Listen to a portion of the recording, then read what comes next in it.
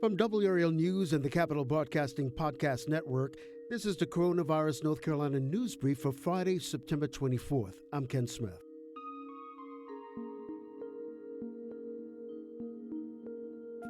The average number of new cases in North Carolina is back down to where we were as we came off the holiday peak in late January.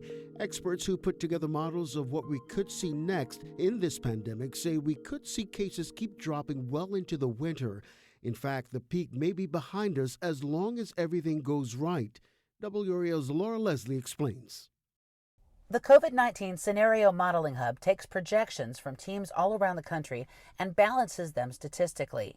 Its latest projection for North Carolina says Delta has already peaked and could be receding by winter if children get vaccinated and if no new variant emerges. UNC epidemiologist Justin Lessler helps to run the hub. Lessler says it's because so many people have either been vaccinated or had COVID, especially with Delta still infecting thousands of people a day. That's creating immunity, and that immunity eventually has the effect of taking away people for the virus to infect, kind of using up the fuel of the viral fire, and that causes the virus to start to recede. This is the projection if there is a new variant that's more infectious. You can see the cases start to curve up again in the new year. UNC virologist Dirk Dittmer thinks that's likely because of holiday travel and because the virus is always evolving. We'll probably see another variant that spreads better.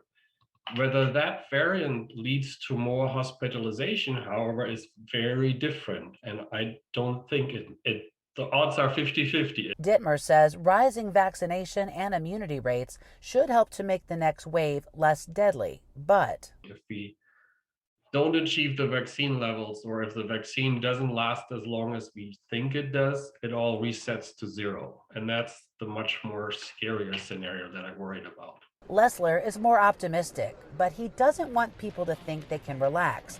The Delta wave is not over yet. What it says to me is things are bad now, but things are going to get better.